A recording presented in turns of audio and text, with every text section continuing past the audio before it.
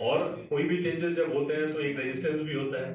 कि हम एक अपना स्मूथ ऑपरेशन कर रहे होते हैं, एक पर्टिकुलर कस्टमर या 2 कस्टमर या एक चित्री बाजार के साथ खुश होते हैं, तो उस जेम पोर्टल पे हमें अपना एक इफेक्टिव प्रेजेंस कैसे किया जाए, क्योंकि फ्यूचर का मार्केट वही है। और उस फ्यूचर के मार्केट से अगर हम अडॉप्ट नहीं करेंगे या उसकी जानकारी नहीं रखेंगे तो हो सकता है कि हमको सिस्टम से बाहर हो जाना पड़े। ऐसा अगर आप इसको इस तरीके से समझिए कि जब कंप्यूटर आया था तो उस समय बहुत सारे लोगों ने सोचा था कि जो लोग मैनुअली काम करते थे और कंप्यूटर को अडॉप्ट करने में जिन्होंने हेजिटेट किया, तो आज आप अंदाजा लगा सकते हैं कि अगर किसी ने कंप्यूटर से हेजिटेट किया होगा तो उसकी स्थिति क्या होगी। आज आपके जीवन में बिना कंप्यूटर के कुछ भी नहीं हो सकता। और अगर समय के साथ हम नहीं बदले, समय के साथ हमने अपने आप को अपग्रेड नहीं किया या कंप्यूटर नहीं सीखा या कंप्यूटर को नहीं जाना, उसका उपयोग नहीं सीखा, तो हम बहुत पीछे चले जाएंगे। दूसरा एग्जाम्पल है आपका मोबाइल फोन। आज करीब 2000 के आसपास जो है ना, हम लोग वो फोन स्टार्ट चालू किया था जिसमें कि हम लोग वो एक बटन वाले मोबाइल को यूज करते थे, इनकमिंग आउटगोइंग और मैसेजेस और थोड़ा बहुत गेम वगैरह खेलने के लिए लोग यूज करते थे। और एक समय आया जबकि स्मार्टफोन ने इसको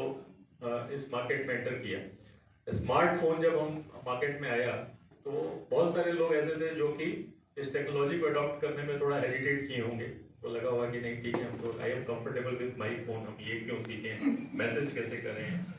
पीडीएफ कैसे जनरेट करें, व्हाट्सएप कैसे करें, मेल कैसे करें, या और भी बहुत सारी चीजें। लेकिन आज जब इस स्मार्टफोन के लॉन्च होने के बाद अगर आप देख रहे हैं तो आज के डेट में अगर किसी ने उस समय इसको अडॉप्ट न किया हो और कोई एफिशिएंट ना हो तो उस मोबाइल फोन के बिना उसका जीवन अधूरा है। आज आप बहुत सारे काम उस मोबाइल फोन के माध्यम से हम लोग कर लेते हैं। इवन आदेश हो गया, बुकिंग हो गई, होटल बुकिंग हो गई, कस्टमर का रिक्विजिशन हो गया, मीटिंग्स हो गई, ऑनलाइन मीटिंग्स हो गई, there are lot of things we are doing over the mobile. The similar way government has launch the GeM portal. अगर समय के साथ हमने इसकी तकनीकी को नहीं समझा, इस पे अपने आप के प्रेजेंस को नहीं इंश्योर किया, तो हो सकता है कि आने वाले दिनों में जो लोग इसमें एनरोल करेंगे उनसे हम पीछे चले जाएंगे। दूसरा एडवांटेज ये है कि हो सकता है कि आज आप कोई आइटम बोकारो स्टील प्लांट जो कि आपका कस्टमर है, नियर बाई किसी पीएससी को सप्लाई कर रहे हैं, आने वाले दिनों में पॉसिबिलिटी है कि उसी पर्टिकुलर प्रोडक्ट को राउरकेला के या दुर्गापुर के या भिलाई के आसपास के एंसिलरी क्षेत्र का कोई भी यूनिट जेम के माध्यम से उस यूनिट प्लांट को सप्लाई कर सकता है,